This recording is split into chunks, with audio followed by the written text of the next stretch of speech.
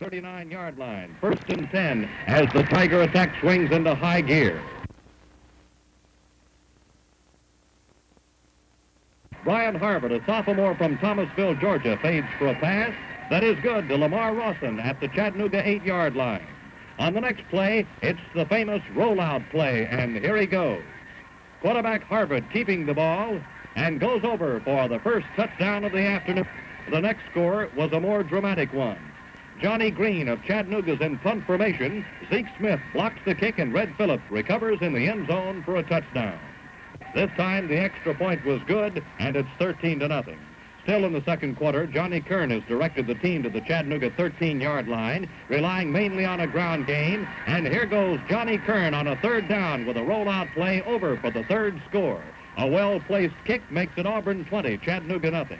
But the scrappy Moccasins were not calling it quits. Shortly after the start, making up for that, it's the draw play straight up the center and 34 yards for another Auburn score. A missed extra point, and the score was Auburn 40 and Chattanooga 7.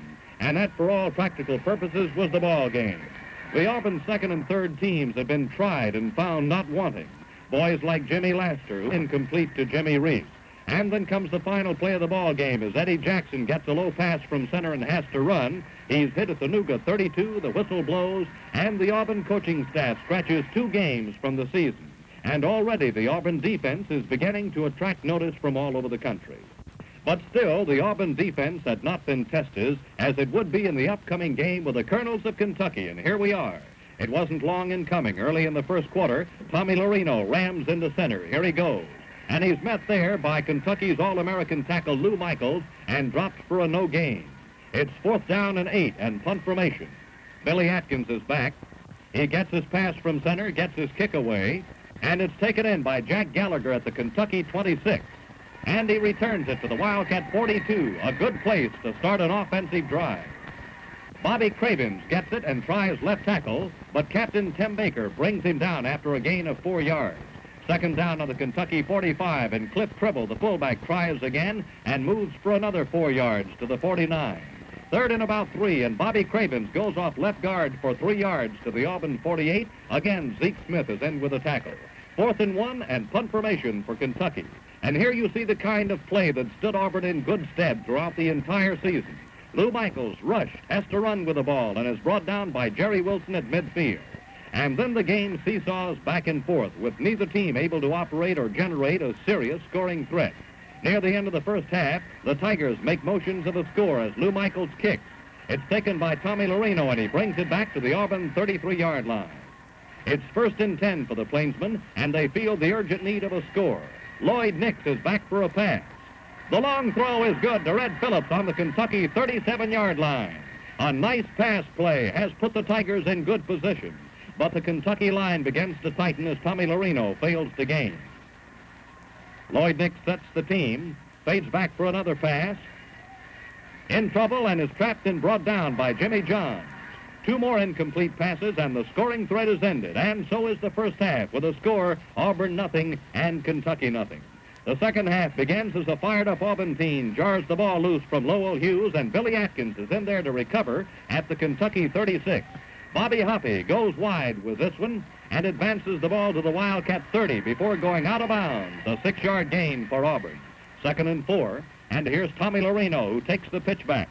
He goes the other way and gets the first down at the Kentucky 25-yard line. 1st and 10 for the Plainsmen. Lloyd Nix back for a pass. Is caught by Lou Michaels and dropped for a 2-yard loss back to the Kentucky 27. It's 2nd down and 14. Tommy Lorino again, this time to the right side.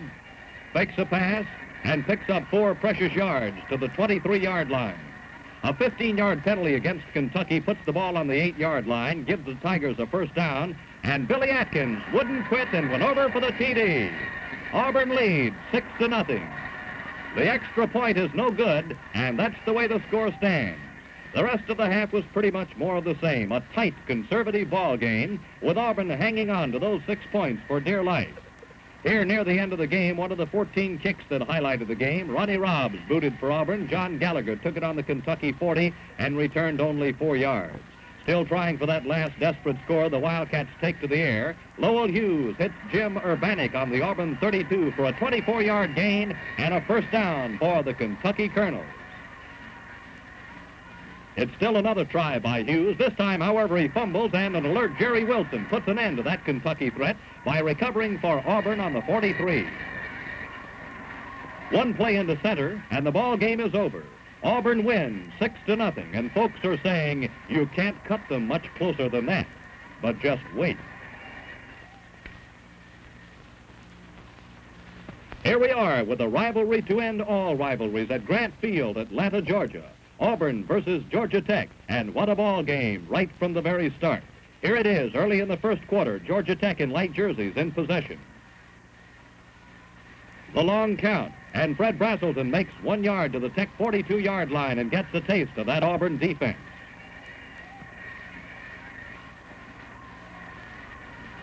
Next, Stan Flowers moves up to the 45-yard line and still finds the going tough to get those 3 yards. And so Fred Brazelton, number 11, is back for a pass, but instead feels the ire of the Auburn line as Jackie Burkett and Red Phillips hit him for an 11-yard loss back to the Georgia Tech 34. 3 downs and a net loss of 6 yards convinces the Engineers to kick, and Jerry Neighbors is standing back to do just that. Gets it away, but almost blocked, taken in by Tommy Lorino at the Auburn 12-yard line. Tries to reverse his field, but doesn't find the hole, and is brought down at the Auburn 18. So now the Tigers have a series of offensive opportunities. Tommy Lorino fumbles, but Tim Baker is in there to recover and picks up 3 yards in the process. 2nd down and 7. Lloyd Nix spots Tommy Lorino at the Auburn 22, and the 11-yard pass is good. Good for a first down, and the Auburn drive is still alive.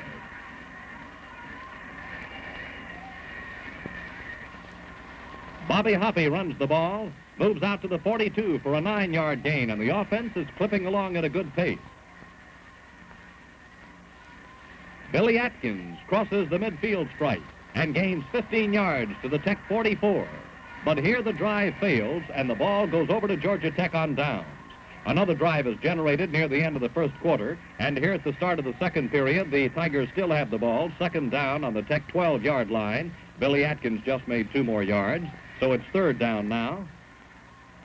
Bobby Hoppy, he's caught and brought down back at the Georgia Tech 14-yard line. 4th down, no score, a tough decision, but the Plainsmen elect to try for the field goal. Billy Atkins will kick, and it's good. And this night, Billy Atkins could own the town as Auburn leads Georgia Tech 3-0. Here we are at the start of the 4th quarter. The Auburn team found themselves in hot water as Georgia Tech had the ball on the Auburn 14-yard line. Fred Brazelton back to pass. There's a fumble, and Jimmy Phillips recovers. So the alert play of the Auburn team on the defense has staved off a possible score by Georgia Tech. Lloyd Nix tries to mount an offensive show as he makes 3 up to the Auburn 17. It's 2nd down, 7 yards to go for the Tigers. Billy Atkins is held to a 1-yard gain, and the story of the game is repeated. Bad weather has held the scoring to a minimum, but it leans little to the happy Auburn fans who feel that they have really wrecked Tech. The final score, Auburn 3, Georgia Tech nothing.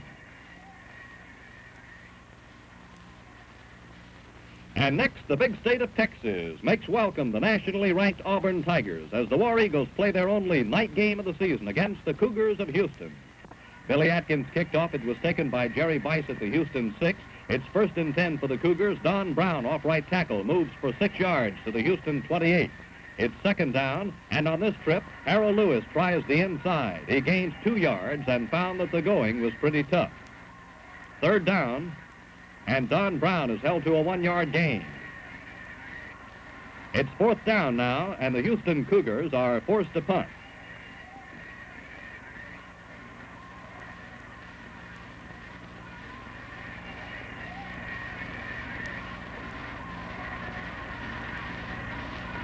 And it rolls dead on the Auburn 29-yard line. And now the Tigers' day has come. On the first play from scrimmage, the roof falls in on Houston. Lloyd Nix back for a pass. It's good to Red Phillips in Houston territory after a nice fake, and he's off and running for Auburn's first score. The kick is good, and Auburn leads 7-0. Only a few minutes later, Houston finds themselves deep in their own territory thanks to a bad kick and an advancing Auburn offense. Here, Don McDonald makes 1 yard out to the 4-yard line. On the third down, Houston elects to try for more operating room. Don McDonald attempts a handoff, and Jerry Wilson is in there to knock him into the end zone for a safety, so Auburn's lead goes to 9-0. Then on the first play after the kickoff, Pat Marr goes off right tackle for 3 yards, moving the ball to the Houston 35. Second down, they're in Houston territory. And Brian Harvard runs the favorite pass option play, and look at him running. He goes all the way, 35 yards for another Auburn touchdown. The kick is good, and Auburn leads 16-0. Here's the kind of play that kept Houston off its feet all night. First play in the second quarter, Don McDonald back to pass, and Red Phillips is on him and brings him down on the Auburn 49 for a 17-yard loss. A few plays later, Harold Lewis is hit hard on the Houston 6. He fumbles, and Red Phillips recovers for Auburn. Another scoring opportunity set up by the Auburn defense.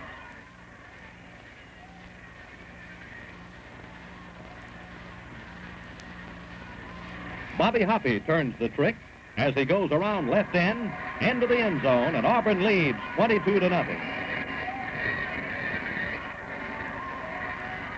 The big thrill for the Houston fans came late in the second period when the Auburn offense was going pretty well. Tommy Larino around right end for 19 yards to the Houston 14.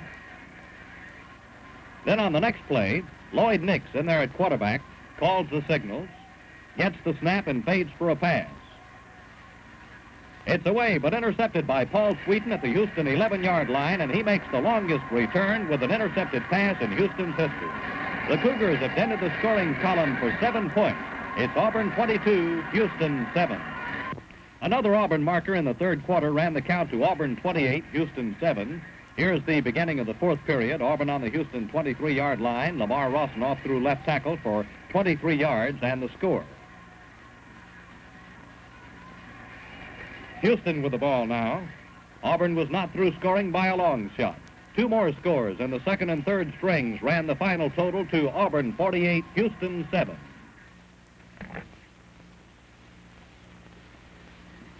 Homecoming Day and all the color that is traditionally associated with that occasion at the loveliest village on the plains.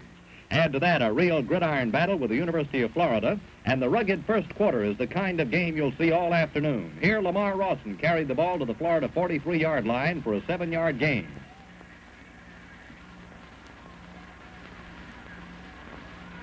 And there he goes.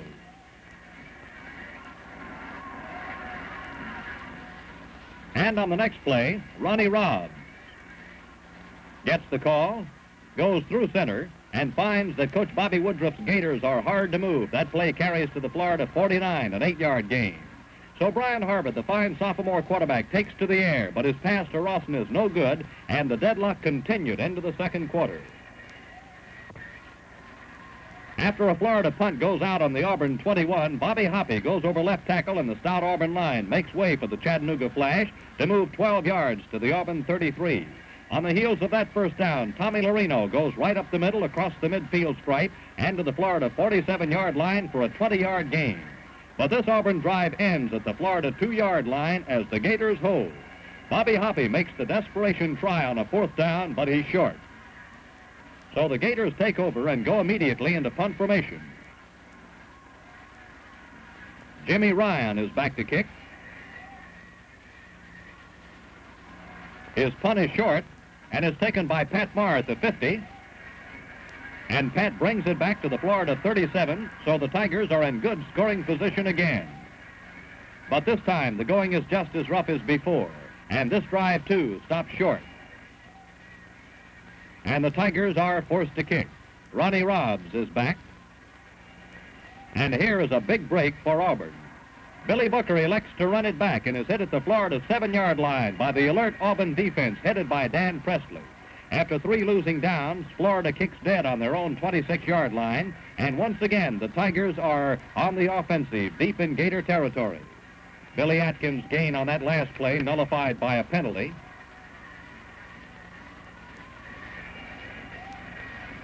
But on this one, Bobby Hoppe moves well on the double reverse and is not stopped until he reaches the Florida 5-yard line.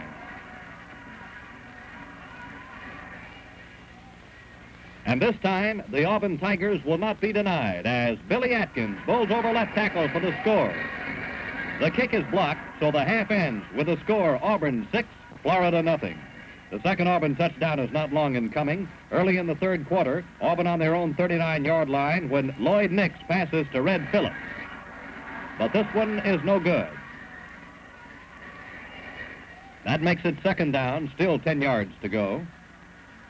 Lloyd Nix with the option, but he's caught from behind and down on the Tiger 37. Then comes the kind of lightning that ignites the fans.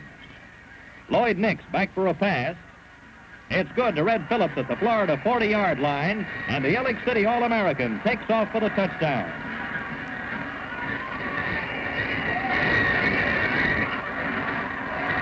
A 63-yard pass play, Lloyd Nix to Red Phillips.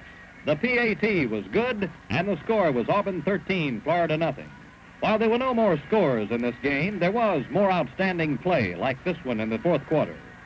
And here we are with the next game. It's the Mississippi State Maroons next on the agenda. Auburn in the white jerseys on this one. Brian Harvard makes about 4 yards to the Auburn 32-yard line. Pat Marr over left guard, but the Maroon defense arches its back and holds him to a 2-yard gain. Ronnie Robbs, the fullback from Chattanooga, goes into the center and picks up about 2 yards, so the Tigers are forced to kick. It was this type of seesaw game that was characteristic of the first quarter.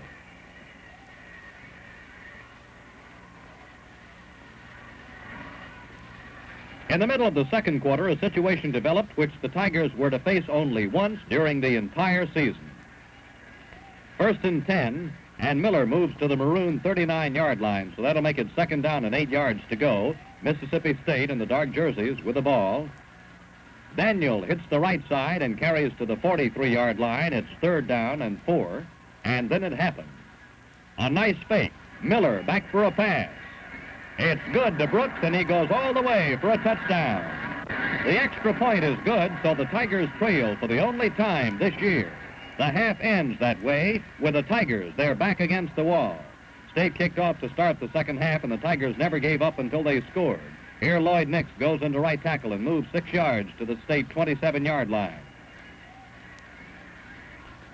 Tommy Larino is next, and the left half runs wide, going to the 4-yard line for a 23-yard gain and a perfect setup for a touchdown. Billy Atkins from his fullback position hammers to the 2-yard line. Then it's Atkins again, and this time he's over, but the Tigers still trail by 1 point. Here's the kick where the pressure was really on. Billy Atkins to boot, and it's good. It's a new ball game. Here at the beginning of the fourth quarter, Auburn has worked the ball to the State 20-yard line, but the drive bogs down there, and Billy Atkins attempts a field goal. It's no good, but Bill Stacy for State elects to run the ball back, and he's hit at the Maroon 10-yard line. From here, a couple of losses and 2 big penalties push State back to their 7. Bill Stacy with the ball. A pass back, and a recovery on the 1-yard line. Naturally, it's punt formation, and Shenrock is back to kick.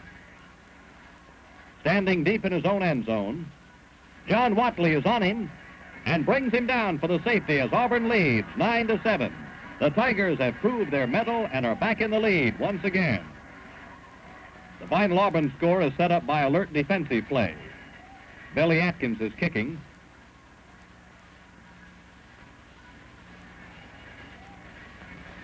It's fumbled by Morgan of Mississippi State, and Zeke Smith recovers for Auburn, and the Tigers are in possession at the Maroon 10-yard line. Billy Atkins into right tackle, moves to the 5-yard line before being stopped. Tommy Larino off the left side picks up more yardage to the 3-yard line. And this is the big one. Billy Atkins is over for the score. The extra point is no good, but Auburn leads 15-7, and that's the way the game ends. To Columbus, Georgia for the next game and another rainy day and a wet field. And this is Theron Sapp into the center, a fullback who was to make his presence known throughout the afternoon. And here's another fine Georgia back, Jimmy Orr, one of the conference's leading pass receivers. The first quarter was a ground game almost entirely. Auburn remained in possession with Lamar Rawson, who you see here doing much of the work.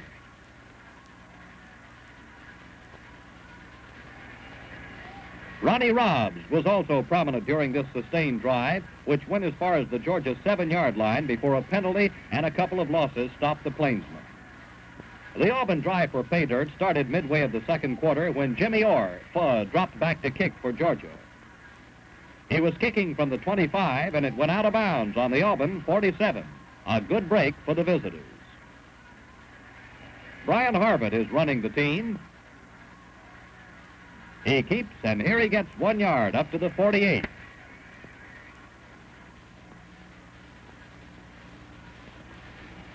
Then Jimmy Reynolds moves it down to the 46.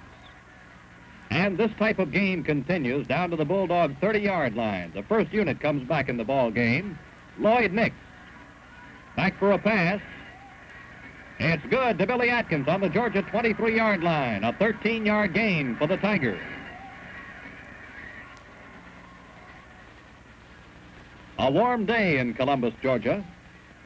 Bobby Hoppy off the left side to the 20. Then a Georgia penalty moves it to the 5-yard line, and the Tigers are in real scoring position.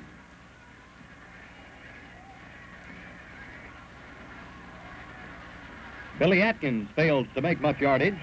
He got down to the 4-yard line, a gain of 1. Tommy Larino, this time to the outside, and again there is no gain.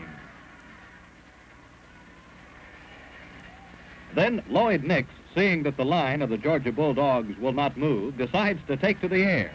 His pass to Red Phillips is good for the touchdown, and the Tigers lead 6-0.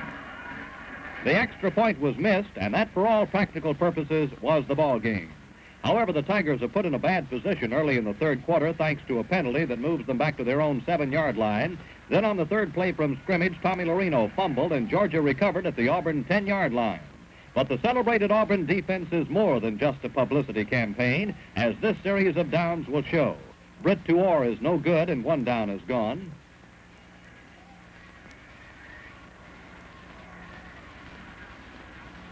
Theron Sapp drives to the 6-yard line, and it's Georgia offsides, moving the ball back to the Auburn 15, but still in dangerous territory. Britt back for another pass. And again, it's no good. It was intended for Jimmy Orr. And that's the way the drive ended, with Auburn turning back the threatening Bulldogs. Even after another fumble gave Georgia new life in the same series of downs and put them in possession on the Auburn 5, the defense holds as Zeke Smith recovers a Britt fumble, and the 6-point lead still stands. The Tigers mount another threat in the waning moments of the ball game. Here they're in possession on the Georgia 7-yard line. Billy Atkins fails to gain. Lloyd Nix back for a pass. It's good to Jerry Wilson, but he's dropped on the 1-yard line, and it's 4th down and goal to go. Lloyd Nix into the center, and a much-disputed play goes into the record books as a 1/2-yard gain and no TD. Final score, Auburn 6, Georgia nothing. Well, the following weekend it was a trip to beautiful Tallahassee in the game with Florida State University. Auburn in white. The first time they got their hands on the ball, the Tigers started to roll. Like this Nix to Phillips pass, good for 16 yards to the FSU 27.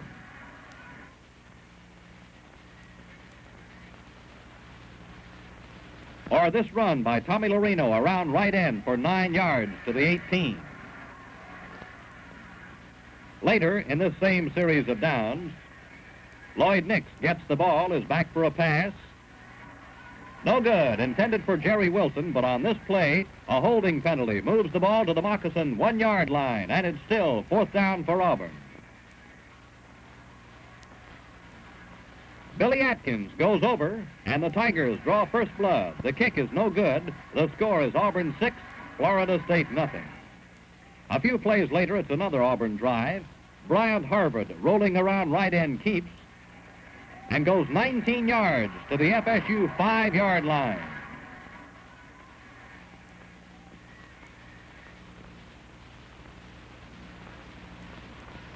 Then Eddie Jackson goes off the right side and makes 4 yards to the 1-yard line.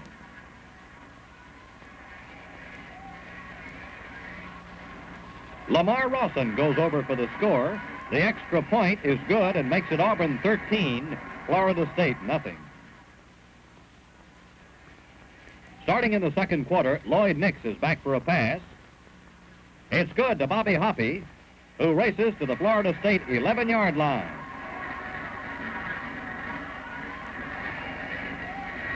So it's 1st and 10 for the Tigers. Tommy Loreno over the right side goes down to the 8-yard line.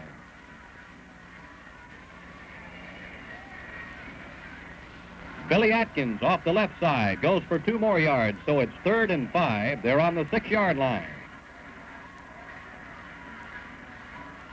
Lloyd Nix on the keeper. He's caught and held to a gain of only 1 yard.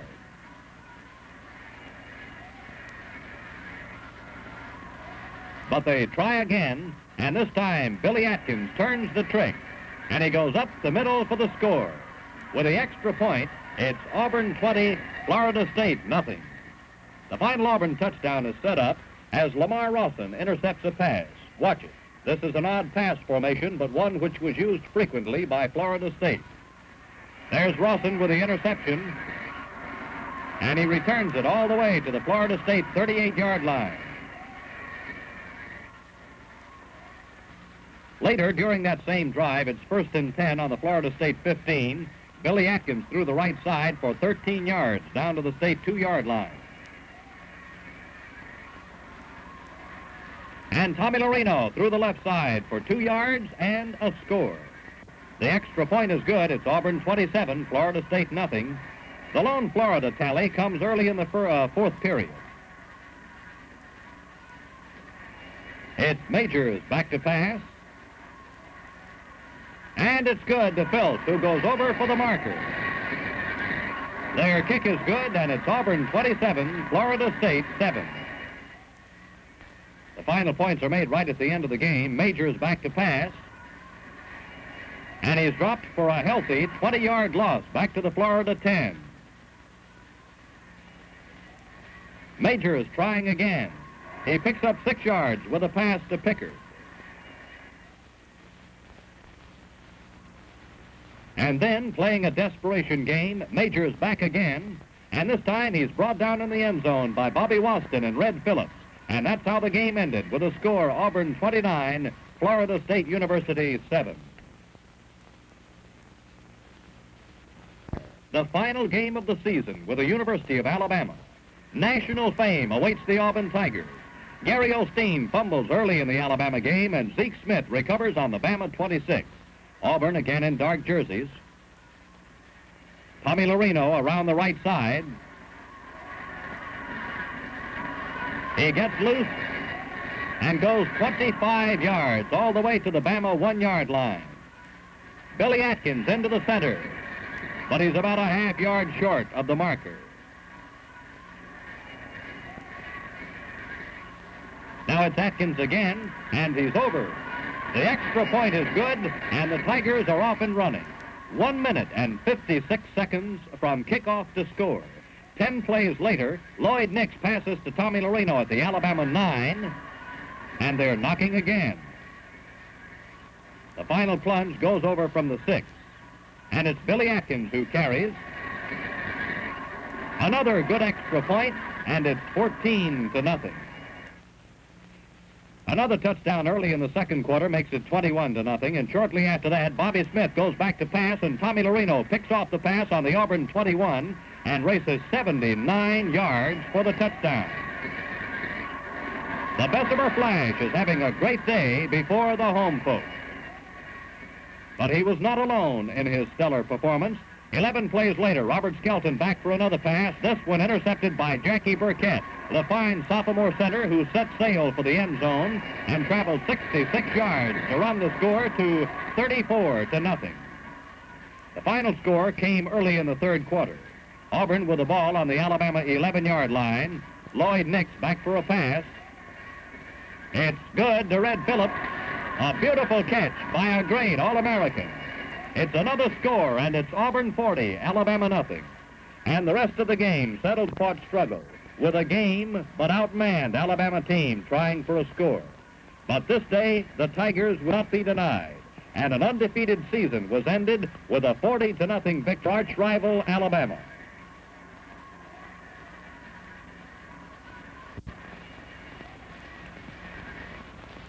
National come to the Plains, and here are the highlights. This is Ted Smith, sports editor of the Associated Press, presenting the AP Trophy, symbolic of national football. On hand to accept it, Ralph Jordan, the president, Dr. Ralph Drawn. There's no doubt about it. Here's the proof. #1 in the nation. Indeed, it has been a good year for all War Eagles.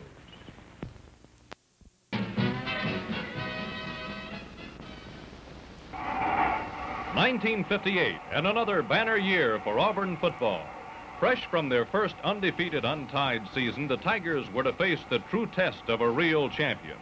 Rated #1 in the nation in 1957, the Plainsmen could expect to be the prime target of every team on every Saturday afternoon. It would be 10 straight weeks of rugged competition without a break. And this season, unlike last year, there would be numerous injuries to overcome.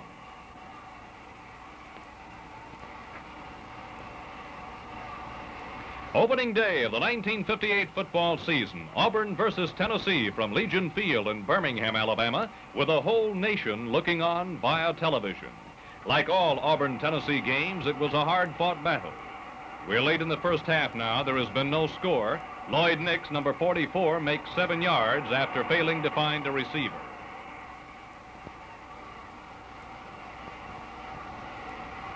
It's second down now as the #1 team in the nation begins the long fight to maintain that prestige. Lloyd Nix's pass is no good as an alert Tennessee team has Leo Sexton well covered. And here's the nearest thing to a score that Auburn fans were to see in the first half.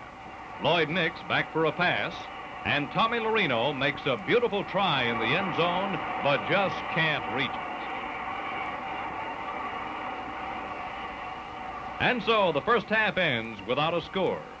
It's late in the third quarter now. The Plainsmen began their march goalward. Lloyd Nix passes out to Tommy Lorino, and the Bessemer senior is off to the Tennessee 26-yard line with a 16-yard run that has the home folks standing. On the same drive, here's Lloyd Nix running the option play again. This time, he moves it to the 23-yard line of the Volunteers. With the ball in scoring position and the situation being second down and 7, Ronnie Robbs rams up the middle to the 17-yard line. That's a 6-yard gain for Auburn. Third down, 1 yard needed to keep that drive alive. Lloyd Nix, the senior quarterback from Kansas, Alabama, moves to the right, keeps, goes to the 5-yard line, a 12-yard gain and a first down deep in Volunteer territory. The ball is at the 5-yard line, but the boys from Tennessee, destined to be ranked in the top 10 1 week during the year, batten down the hatches and hold Ronnie Robbs to a gain of 1 yard. But the sheer power of the Auburn offense is hard to stem. Lamar Rawson takes this pitch out from Lloyd Nix and goes over for the score from 4 yards out. The conversion makes it Auburn 7, Tennessee nothing. 10 score. The extra point was missed, and the final score was Auburn 13, Tennessee nothing. Cliff Air Stadium as the Chattanooga Moccasins provide the next opposition. Auburn in light jerseys for this game, and All-SEC end Jerry Wilson, number 85, kicks off. During the first half of the season, it was this Auburn defensive unit that kept the Tigers in the running for the top 10 in the nation. The offense failed to run up any big score, but with a top defensive team in the country, big scores were not an absolute necessity. Late in the first quarter, alert Auburn players put Chattanooga on their own 18-yard line with a third down. This keep-'em-deep defense was to pay off more than once during the year. Johnny Green gets off a bad kick, It goes out of bounds at the Chattanooga 49-yard line, and the Tigers are in business. On their first play after the kick, the Tigers call on Johnny Kern, number 15, but Chattanooga is alert. A nice recovery nets the Tigers a gain of 1 yard, and they retain possession. Quarterback from Mobile, Alabama, drops back for a pass. It's no good, as Billy Kitchens was well guarded. It's third down now with the ball still on the Chattanooga 48-yard line. There's Johnny Kern back for another pass. And watch the beautiful catch by Jimmy Laster. And he goes over for the score. The play covered 48 yards. The try for the extra point was missed, and the remained Auburn 6, Chattanooga nothing. And that was the way it stood at halftime. After the half, the Auburn depth began to take its toll. Here's a combination that clicked many times. Third down on the Auburn 26, 38-yard line. Still on the same drive, it's first down with the ball at the Auburn 38. And Ed Dias, one of the fine sophomores that meant so much to the Tigers this year, finds the opening at center, and behind beautiful blocking, romps 62 yards for another touchdown to run the score to Auburn 12, Chattanooga nothing.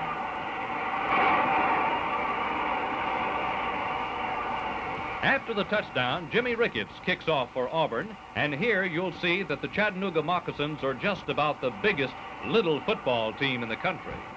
Bill Butler takes it in on the Chattanooga 6-yard line and sets sail for the Auburn goal.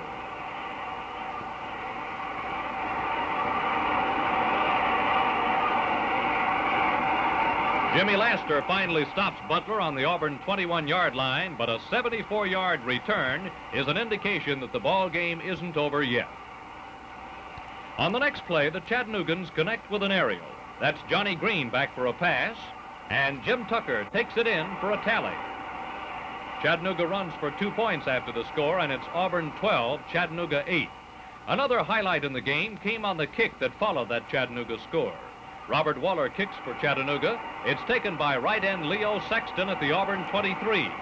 The end turned halfback returned 67 yards to the Chattanooga 11-yard line, but this drive ended on a subsequent fumble. Another touchdown by Lloyd Nix early in the fourth quarter, won by Richard Wood, and a 53-yard run by Jimmy Laster made the final score Auburn 30, Chattanooga 8. Trying for their 17th victory, the Tigers journey to beautiful Lexington, Kentucky, in the heart of the bluegrass country for a Saturday night game with the Wildcats. Auburn in dark jerseys for this game. During the first half, neither team was able to generate any real scoring opportunity. Lloyd Nix's pass was incomplete at the Wildcat 26. So Auburn decides to kick. Tommy Lorino, number 25, senior left halfback from Bessemer, Alabama, angles for the sideline and almost hits the mark. But the ball goes into the end zone as the Wildcats take over on their own 20. And so it went, and at the half it was 0-0.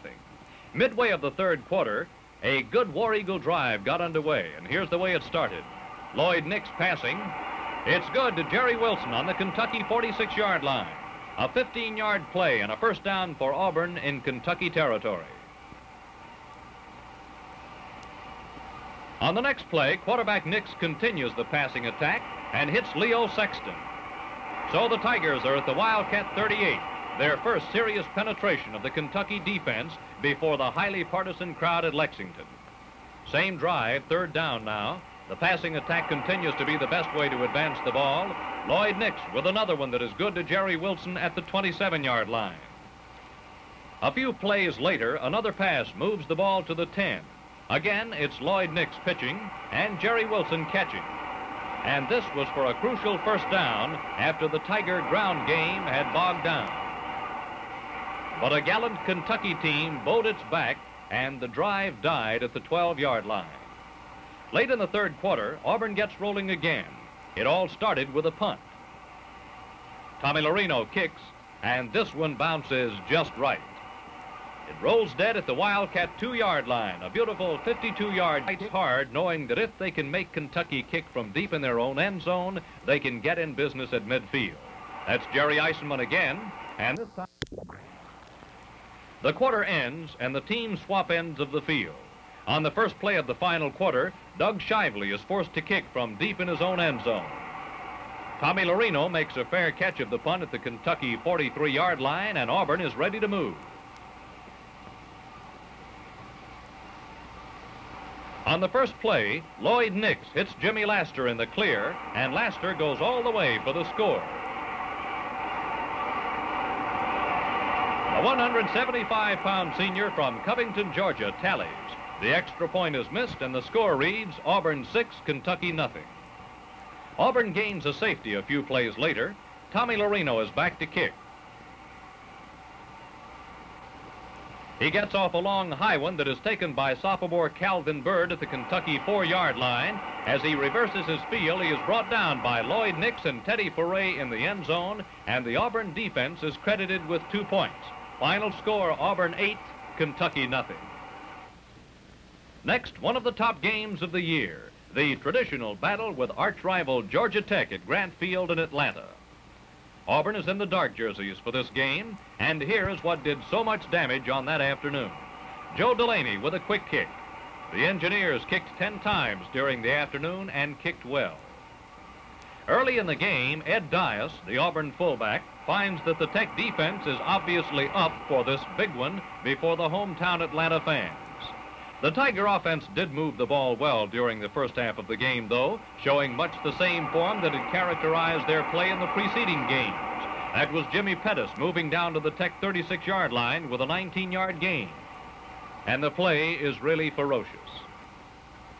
On the next play, Jimmy Reynolds from Rossville, Georgia, goes up the center, and it's another 19-yard gain to the Georgia Tech 17. But here the Yellow Jackets knuckle down and the drive is stopped. At the end of the first quarter, the Tigers got another good drive rolling. Jerry Wilson makes a beautiful catch of a pass thrown by Lloyd Nix. It's good for 13 yards down to the Tech 47. First down in Tech territory. On the next play, the Auburn defense sparkles. Ed Dias gets the call, and the interior line responds with a fine opening as the Tigers advance the ball 18 yards down to the Tech 29. It's still first down as the Auburn offense is moving well during this part of the game. Tommy Lorino continues the gaining with a 26-yard run to the Tech 3, the first real scoring opportunity of the day. There is timeout for the end of the quarter. The teams swap in for the score.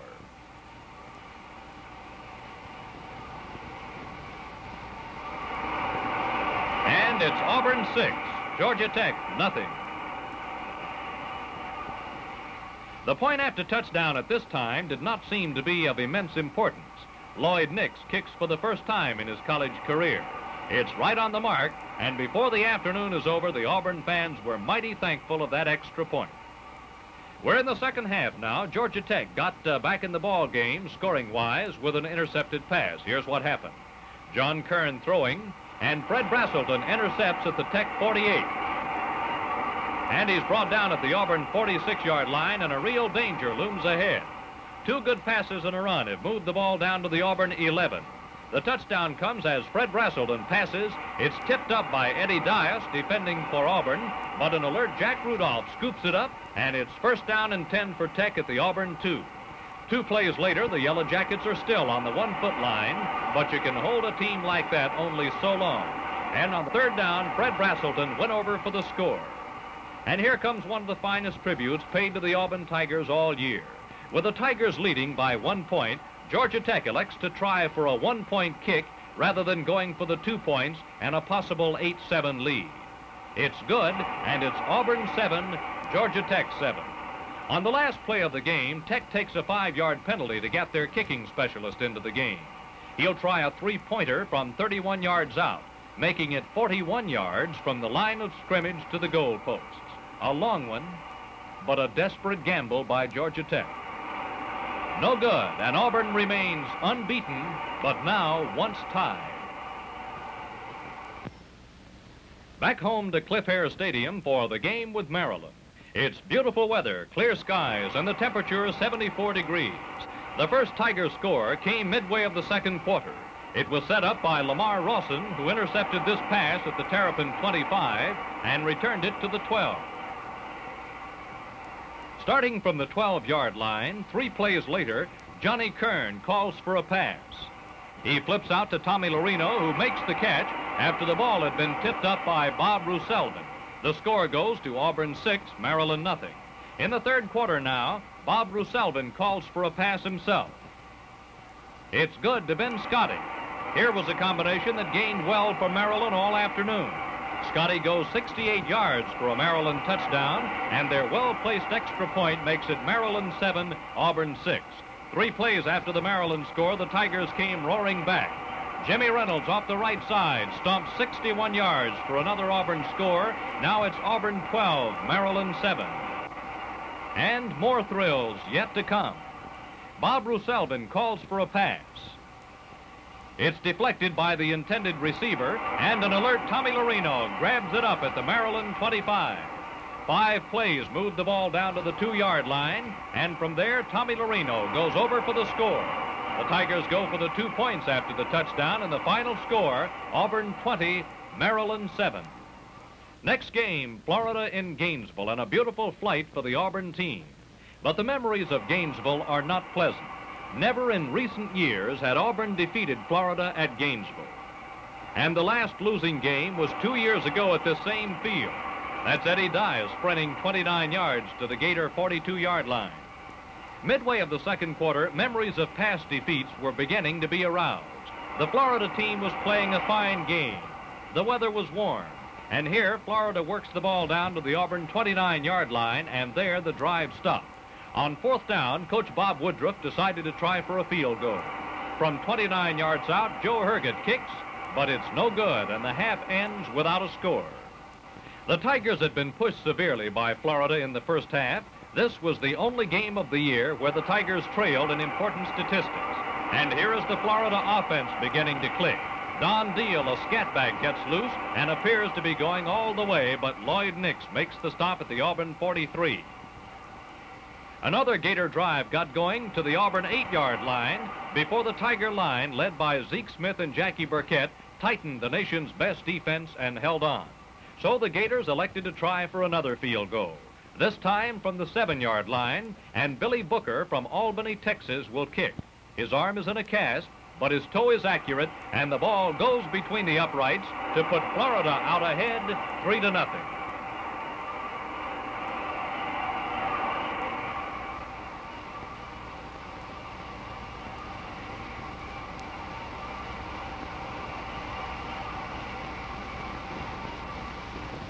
The last play of the third quarter was a costly one for Auburn. Already hurting from several injuries, they had yet another to suffer. Tommy Larino is hurt, suffering a shoulder separation on this play. Post-game reports indicated that he would be out for the season, but happily he was back before that. We're in the fourth quarter now. Auburn is still trailing 3-0. Tall Richard Wood, Jr. from Lynette, Alabama, is in at quarterback, and his pass to Leo Sexton moves the ball down to the Florida 10-yard line. On the next play, it's another Wood pass, this time to Joe Lightnum for the touchdown, and the Tigers breathe easier. The extra point was missed. The score, Auburn 6, Florida 3. Midway of the fourth quarter, Mickey Ellenberg goes back for a pass. It's complete to David Hudson, the right end, and he's down to the Auburn 3-yard line. First down on the 3-yard line, and a touchdown would put Florida out ahead 9-6. But again, the stout Auburn defense is heard from. Mickey Ellenberg with the ball, and a jarring tackle by Teddy Foray creates a fumble. Jimmy Pettis recovers. The Tiger coaches take a 5-yard penalty for delay of the game to send in Johnny Kern with instructions to take an intentional safety. He does, and the final score is Auburn 6, Florida 5. And now it's homecoming day 1958, with a village decked out in its finest. The Mississippi State Maroons play Auburn. It was in this game that the Auburn offense really began to gain some headlines of its own. Early in the first quarter, Lloyd Nix, with a pass option play, goes for 30 yards behind fine blocking. Then 8 plays later, the Auburn Tigers are still in possession on the State 32. The pass, and it's good to Jerry Wilson, the senior end from Birmingham, Alabama. A penalty sets the drive back, but not for long.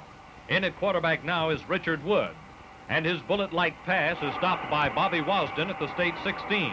The beautiful catch puts the Tigers back in business deep in Maroon territory. On the next play, the newly unleashed passing attack continues. Richard Wood launches another one. This one is taken by Jimmy Pettis, who is over for the score, and it's Auburn 6, State nothing.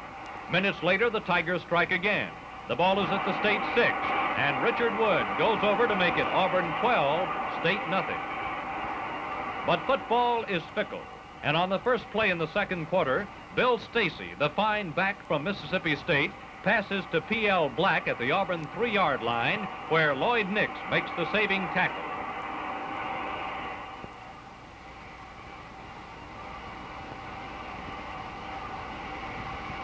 Two plays later, it's Bill Stacy passing again. Pat Shute makes the catch in the end zone, and with the extra point, it's Auburn 12, State 7. An Auburn fumble sets the stage for another state tally. It took the Marines 4 plays to go 2 yards, but they did. And they go ahead 14-12. And now it's 1st and 10 at the State 10-yard line. Richard Wood pitching, and Jimmy Pettis hangs on for another score. The 2 points after touchdown make the score Auburn 20, State 14. Late in the third quarter, Auburn worked the ball to the Maroon 12-yard line. Lloyd Nix runs into the end zone to make the final score Auburn 33, Mississippi State 14.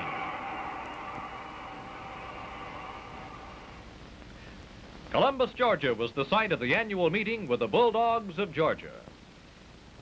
The field was slow, and it was not until late in the second quarter that the Auburn offense was able to get the drive underway.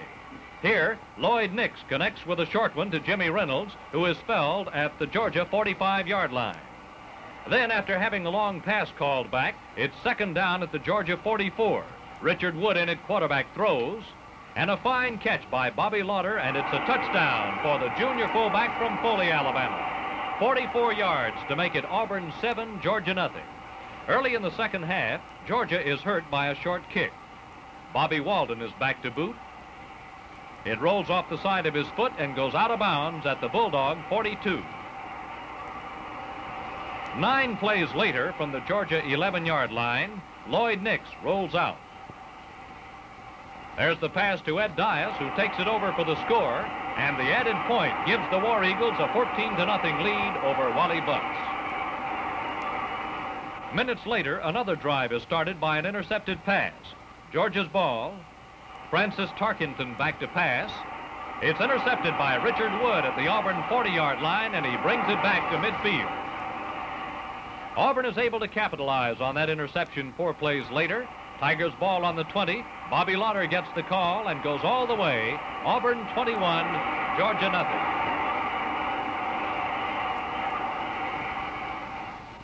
But Georgia had a few plays of their own. On the first play from scrimmage after the Auburn score, Charlie Britt goes back for a pass. He spots Fred Brown at midfield. And Brown is very nearly away. But Lamar Rawson, with a small assist from Lloyd Nix, chases him down at the 11-yard line. But the Bulldogs will not be denied on this drive. On the next play, Charlie Britt hits Don Soberdash in the end zone, and the Georgians have scored. Auburn 21, Georgia 6.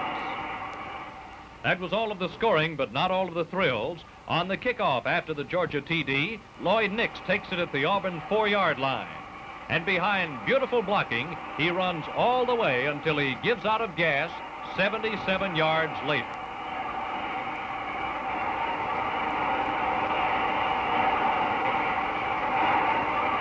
But this drive ended, and the final score was Auburn 21, Georgia 6. The Deacons of Wake Forest visit Auburn.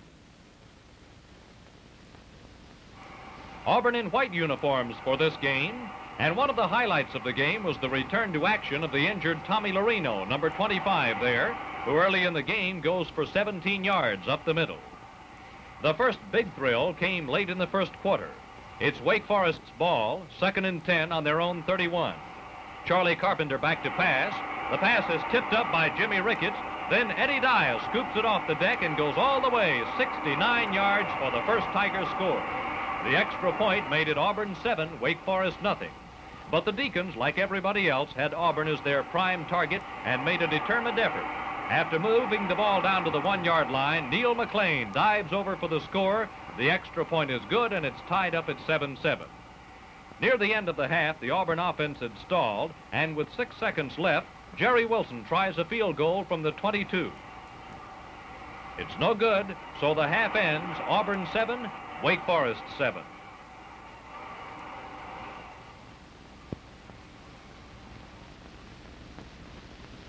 Early in the second half, the Deacons made another determined drive as Neil McLean found an opening through center.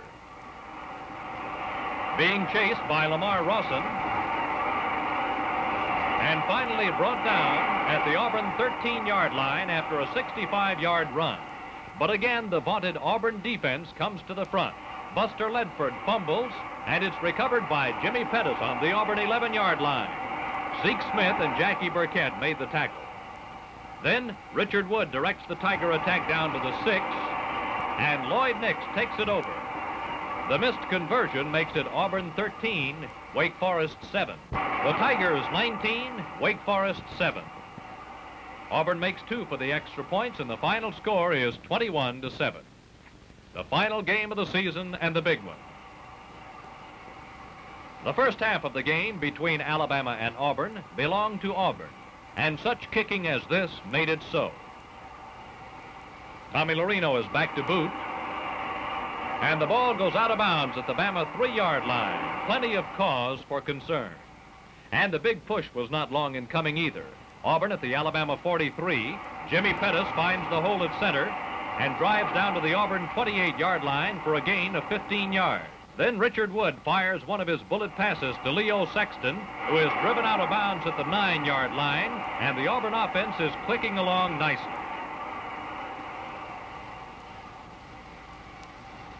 Two plays later, Richard Wood calls for another pass. It's good to Jimmy Pettis in the end zone for the score. The conversion makes the score Auburn 7, Alabama nothing, but the game is a long way from over. The Crimson Tide was obviously playing this as their big one of the year. Bobby Jackson's pass is good to Duff Morrison, who breaks clear and is finally stopped by Jackie Burkett at the Auburn 21-yard line. But this drive bogs down and Alabama is forced to kick. And the half ends, Auburn 7, Alabama nothing. Early in the third period, Auburn mounts another goalward drive. Lloyd Nix passing. Jerry Wilson grabs it at the Alabama 41. What appeared to be the end of this drive actually turned out to be very much a part of it. Tommy Lorino back for another kick, and this one even better than the last one. It bounds out of bounds in the shadows at the Alabama 1-yard line. An Alabama kick a few plays later put Auburn in business at midfield. Jimmy Pettis makes his way through center and is down to the Alabama 25-yard line with a fine 17-yard gain. 3 plays later, Richard Wood fires one at Bobby Lauder, and he makes the catch at the Bama 2-yard line. First down and 2 yards to go for a Tiger score. But 3 plays later, an incomplete pass writes fini to that drive, and Alabama takes over. A gallant goal line defense. But a short kick gives Auburn the ball at the 39, and Wood's pass to Joe Lightnum is good to the 13-yard line. It's a 24-yard gain for Auburn. And on the first play of the fourth quarter, Jimmy Reynolds takes it over from the 1. The point after is good, and it's Auburn 14, Alabama nothing. But there is still a determined Crimson Tide to be reckoned with. On the kick following the score, Marlon Dice takes it at the Alabama 14-yard line. And he returns it to the Bama 49 before Tommy Lorino brings him down. An Auburn kick puts Alabama in business at the Tiger 48. A penalty had put Auburn back to their 13 as Ed Dyer's punt is taken by Marlon Dice.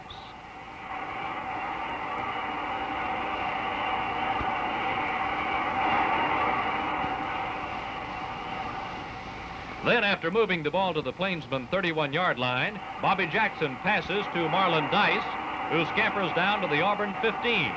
And that 16-yard gain gives Alabama a first down in scoring territory. 2 plays later, Marlon Dice goes over for the score. It's Auburn 14, Alabama 6. Alabama elects to try for the 2 points, and they make it. And so now it's 14-8. And here's the last dying breath of the Red Elephant, and it came in the form of this long pass that was far too close for comfort. But that was the ball game and the end of another unbeaten season for the Auburn Tigers. 24 football games without a defeat. Nationally recognized as one of the four Eagles.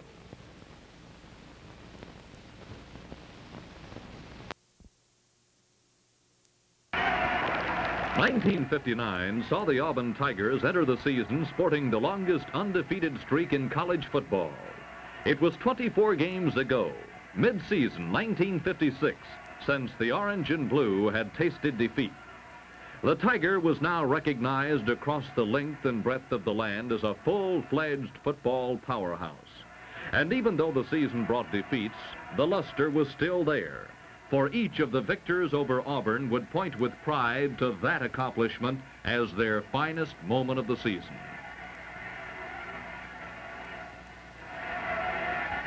And this was a season that was to produce more than its share of Saturday afternoon heroes and more than its share of thrills. This is the story of the way it developed.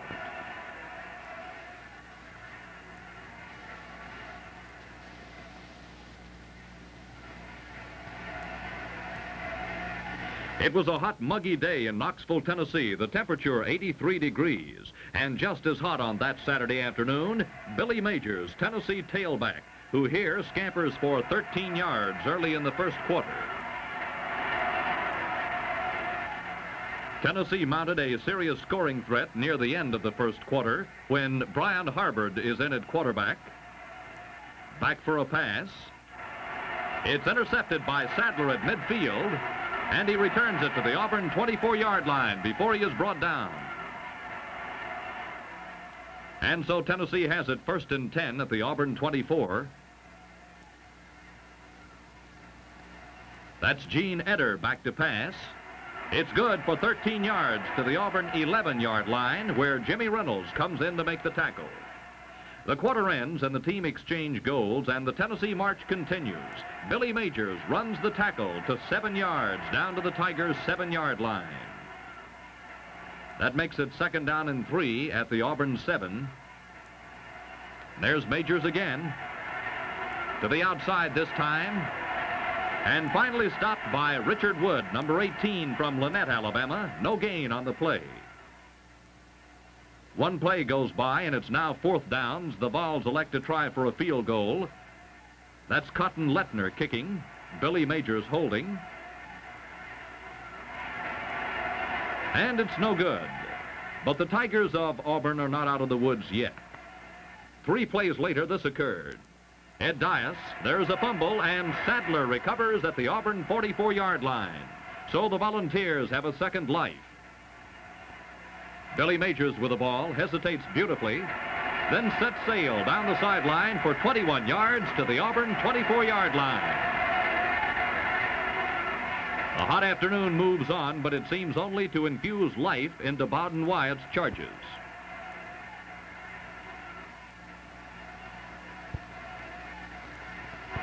The pass, good to Mike LaSorsa for 11 yards, and the Vols are in business at the Auburn 9-yard line.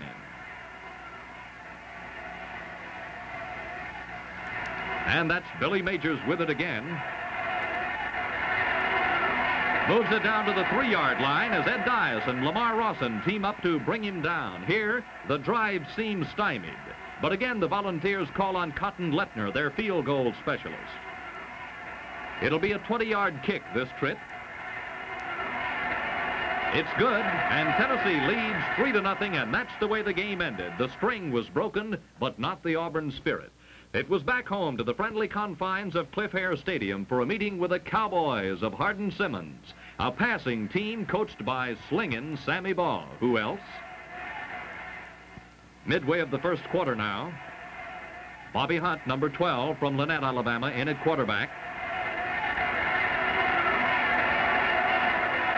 That's Ed Dias, and he goes all the way, 34 yards for the first Auburn score. The extra point is good, and the Tigers lead 7-0. First play of the second quarter, the Auburn second unit in the ball game. Richard Wood's pass, good to Johnny Kern, who goes over for the score. A 35-yard touchdown play, and it's 13-0.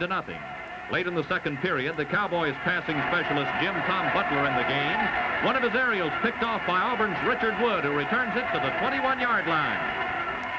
First and 10 for the Auburn Tiger at the 21. Richard Wood, number 18, is in at quarterback.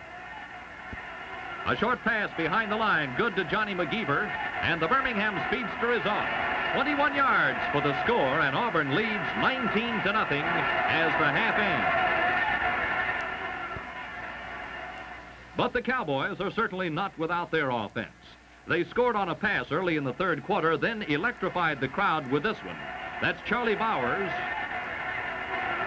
And he scampers for 70 yards before Bobby Hunt's long stride brings him down.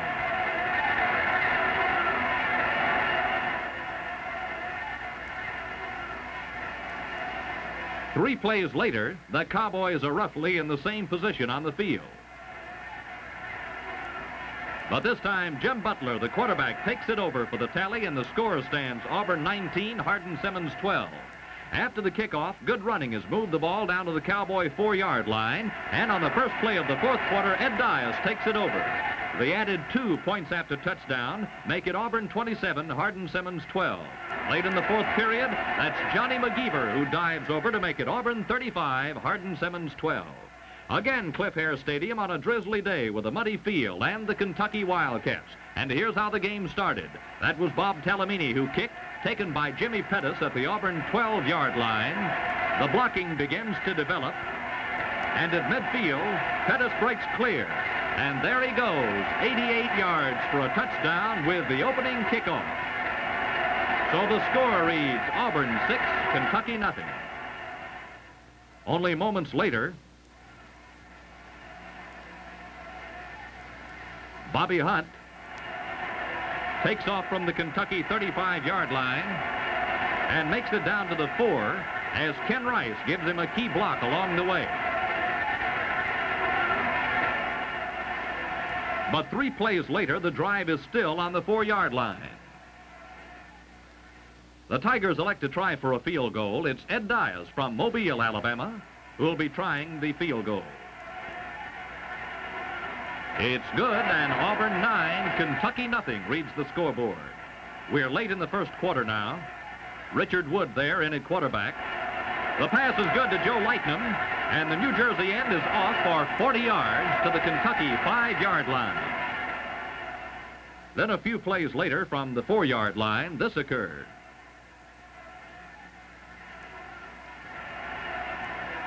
Bobby Hunt. Splendid interference by Zeke Smith, number 61, and Hunt goes over for the score. Auburn leads 15-0. Another Tiger score in the second quarter has made it 21-0, and now they have the ball on the Kentucky 30. That's Don Matchin with the ball. And he makes it down to the 3-yard line.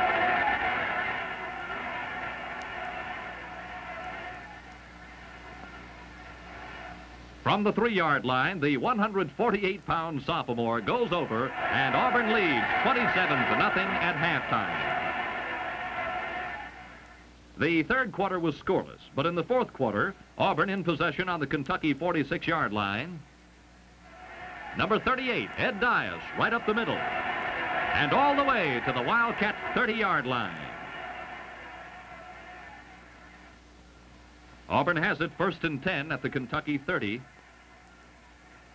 Lamar Rawson from Pensacola, Florida, breaks in the clear and goes all the way. The point after is no good, so the final score reads Auburn 33, Kentucky nothing. Then the big one, it's Grant Field in Atlanta, Georgia, and 45,000 rain-soaked fans on hand. More than a quarter-inch of rain has fallen in the past 24 hours. The Atlanta airport was closed for 14 hours previous to this game. The first quarter was mainly a kicking duel between Tech and Joe Dolan, who averaged 44.4 yards per try and certainly won his big league spurs on that day. This punt went for 53 yards.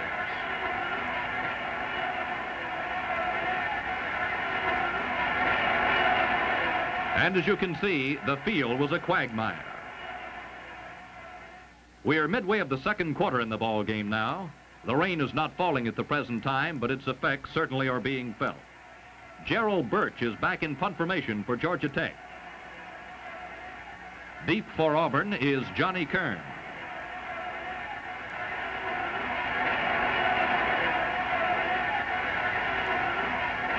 Kern picks up the kick. He's hit and fumbles at the Auburn 18-yard line, and Billy Shaw recovers for Georgia Tech.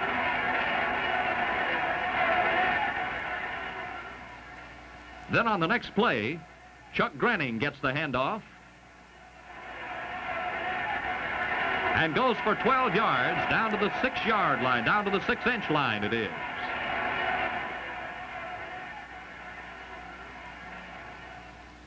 Georgia Tech on the 6-inch line. And it's Fred Brazelton who takes it over for the score. Tommy Wells misses the extra point, and Georgia Tech leads 6-0 at half. But a touchdown and an extra point could still win it. Auburn took the kickoff in the second half and immediately started a drive with runs like this 16-yard jaunt by Lamar Rawson. It was good up to the Auburn 48-yard line. Then Ed Dias runs for 9 more to the Tech 40. By this time, rain had started to fall again and continued throughout the second half of the game. The Auburn drive continued too. That's Lamar Rawson. This drive covered 71 yards in 11 plays.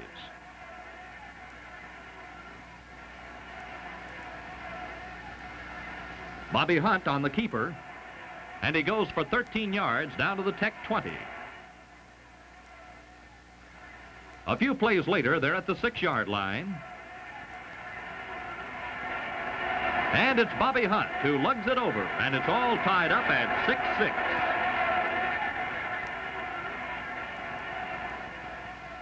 And so it's a tie ball game. Ed Dias will attempt the extra point.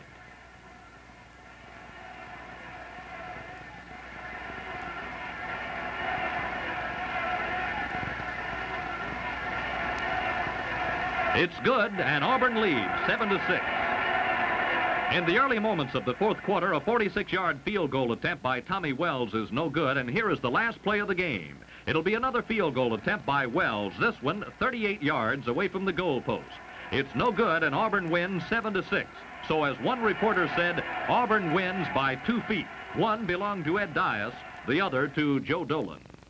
And here we are at Orange Bowl Stadium with 43,000 fans on hand. Auburn took the kickoff and returned it to the 22-yard line. On the first play of scrimmage, here's what happened.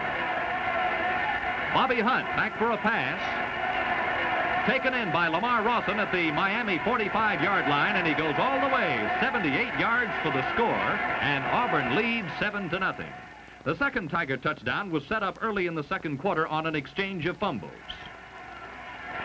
Frank Buffard is hit hard, fumbles, and Joe Lightnum recovers for the Plainsmen at the Miami 32. The drive continues as Bobby Hunt goes back for a pass. It's good to Joe Lightnum at the Miami 7-yard line for a 25-yard gain.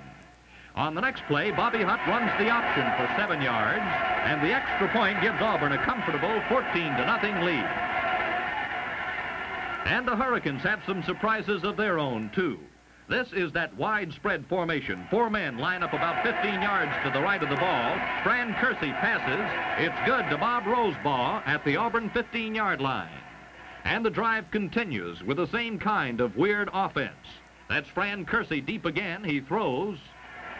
This time, Bruce Blair takes it in at the Auburn 5-yard line. Then Fran Kersey, the game little halfback, hauls it over for the tally.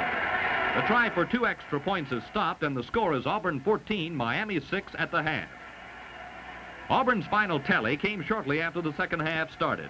2 fine runs by Ed Dias had advanced the ball to the 19-yard line. Then Brian Harvard on the rollout goes the remaining distance. The kicked extra point makes it Auburn 21, Miami 6.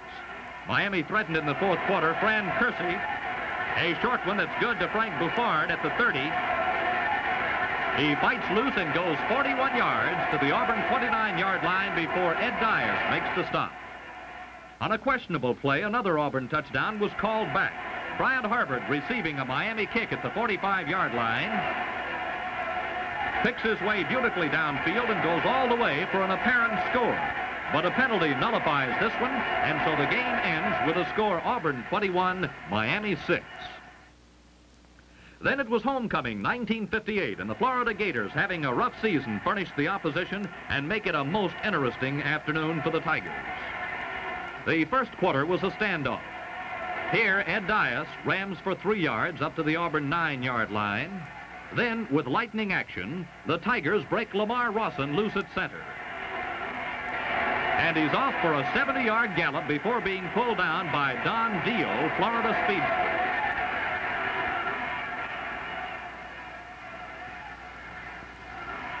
But the drive is for naught as the running game stalls and Ed Dias attempts a field goal. The kick is no good, and so the half ends with neither team having made a score. The drive for the Auburn touchdown started early in the third quarter. Florida in possession. Jack Westbrook at center fumbles, and Leo Sexton recovers at the Gator 40.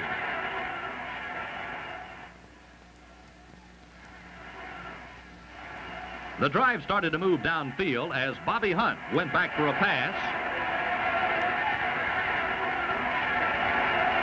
It's good to Ed Dias, who has finally run out of bounds at the Florida 9-yard line, a gain of 20 yards on the pass. Moments later, they're at the 1-yard line. And Lamar Rawson takes it over from 1 yard out. Ed Dias' try for the extra point is no good, and the score stands Auburn 6, Florida nothing. The Gators made a determined scoring effort midway of the third quarter. That's Bobby Joe Green kicking. Brian Harvard takes it in at the Auburn 18. He's hit at the 28 and fumbles, and Bill Hood, the Florida center, recovers, and Florida is in business at the Auburn 26. Dick Allen passing. Captain Dave Hudson makes the catch at the Auburn 15-yard line, and remember, a touchdown and extra point can win this one. It's Allen again, and this time he moves 12 yards to the 4-yard line. But the Auburn defense bows its neck, and the Gators get no closer than that to the double strike. So the game ends Auburn 6 and Florida nothing. The Mississippi State Maroons come to Legion Field, where 36,000 fans gather to watch. Several long runs in the first quarter failed to result in a score. Runs like this jaunt by Bobby Hunt, a 31-yard trip to the Maroon 13-yard line.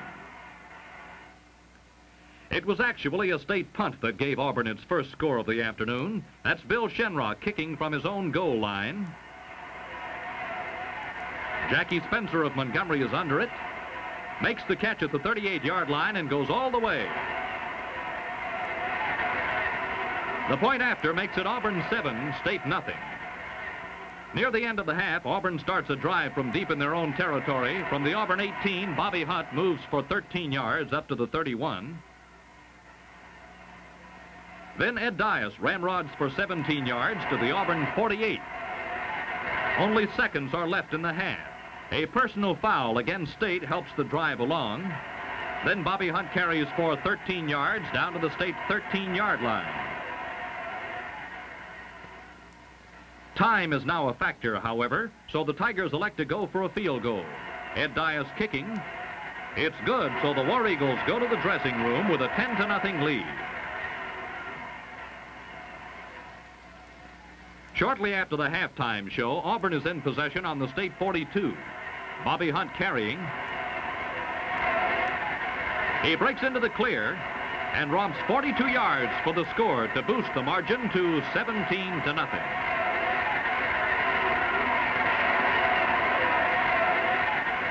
Another fine Auburn drive started with an intercepted pass. Billy Hill pitching. It's Johnny Kern who is alert to the play. And he returns the pass to the Auburn 39-yard line. The second unit works this drive. That's Jackie Spencer, number 14, who moves down to the 34-yard line.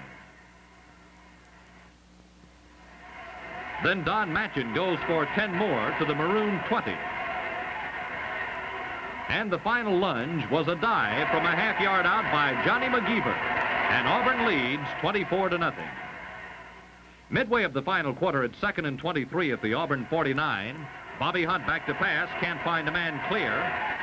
Runs with the ball, breaks into the clear himself and scoots 51 yards for the score to make the final tally Auburn 31, Mississippi State nothing.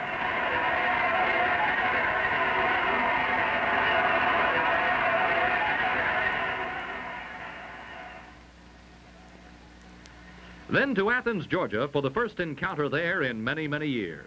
It was a game that the experts said would determine the Southeastern Conference Championship.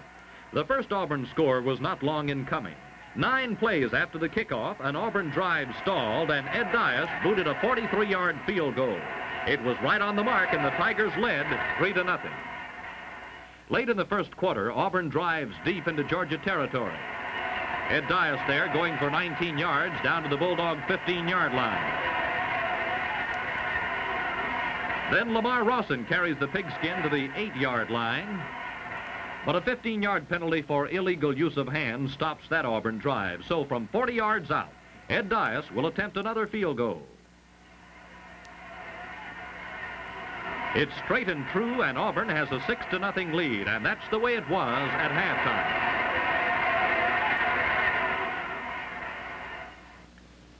The second half had as many thrills as any one-ball game could offer. Kicking played a big part in the breaks. A short kick by Ed Dias and one by Bobby Walden of Georgia that went out of bounds at the Auburn 2-yard line put the Tigers in a hole. Here's Ed Dias kicking.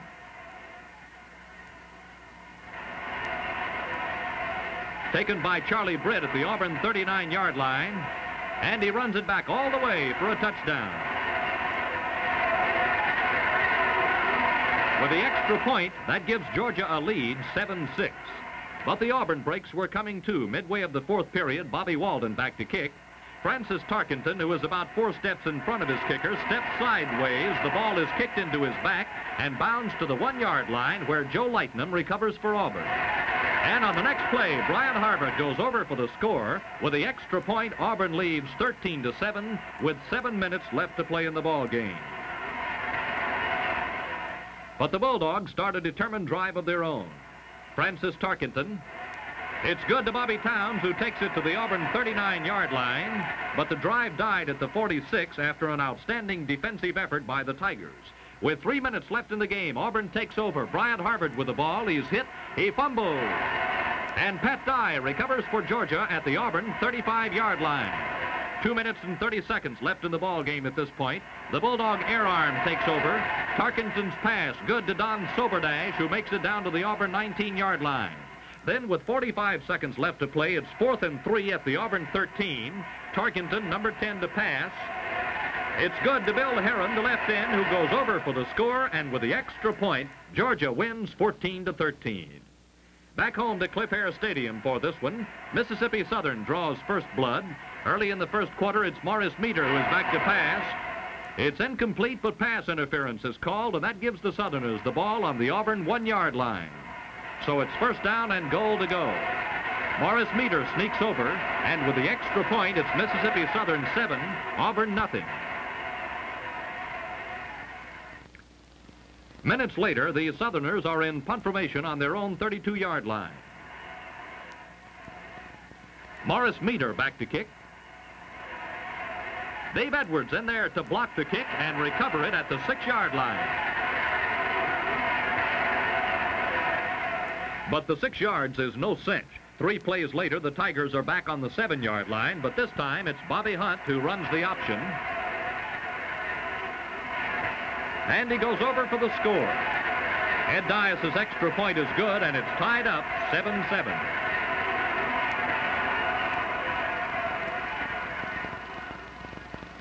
The Plainsmen go ahead to stay midway of the second quarter. From the 7-yard line, Richard Wood throws to Joe Lightnum in the end zone. And with the extra point, it's 14-7, and that's the way it stood at the halftime.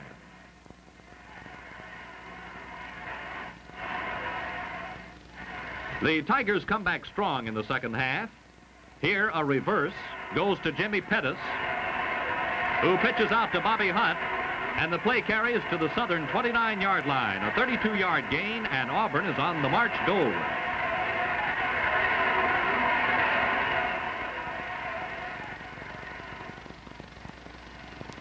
Eight plays later, Ed Dias rams it through the middle for 3 yards and a touchdown. And the lead goes to Auburn 21, Mississippi Southern 7. A short kick from deep in their territory put the Southerners in trouble again. Brian Harvard passing, taken in by Billy Jordan, who makes it down to the 10. And with a 4th down on the 10, it's Bryant Harvard who hits through center for 9 yards. And although it may look different, it was ruled that he was down before going over the double strike. So they have a 1st down on the 1-yard line. And Billy Jordan does the trick. Auburn 27, Mississippi Southern 7, and that's the final score.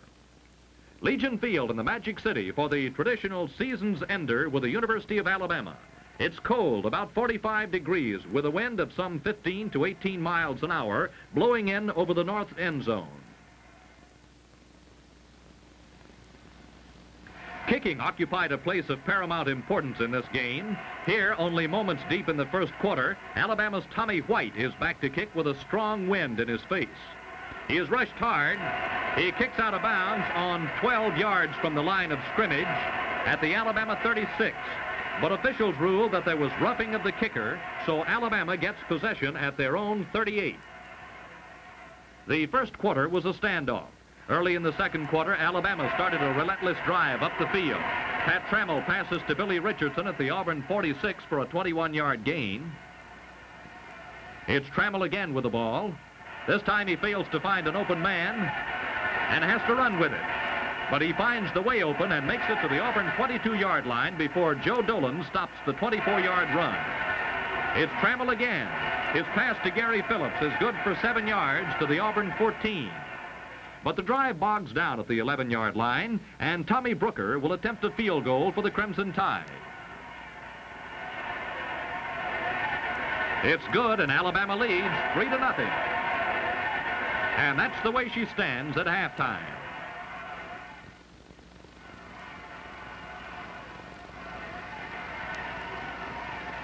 Alabama received to start the 2nd half and immediately begins a sustained drive.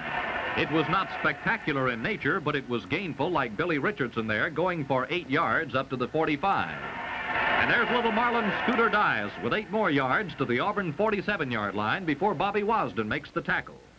But this drive ends deep in Tiger territory when Lamar Rawson grabs off a Pat Trammell pass at the 10-yard line and returns it to the 22. But the Tigers fail to move the ball, and after 3 downs, Joe Dolan is back to kick. And he gets away a sensational punt that rolls dead at the Alabama 25-yard line.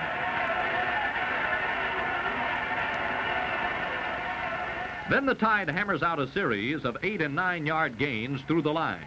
From the 48, Billy Richardson moves down to the Auburn 39-yard marker as Jimmy Pettis makes the tackle. Then on the next play, lightning struck. Bobby Skelton passing. It's good to Marlon Dice. Almost tackled first by Lamar Rawson, then by Jimmy Pettis. But he eludes them and goes 48 yards for the Alabama score. The extra point made it Alabama 10, Auburn nothing. Then in the 4th quarter, Auburn begins a march. Billy Richardson of Alabama fumbles. Joe Dolan recovers at the Auburn 18. And this starts a beautifully engineered Auburn drive. Bobby Hunt with the ball. Fails to find a receiver. But runs for 12 yards up to the 34-yard line.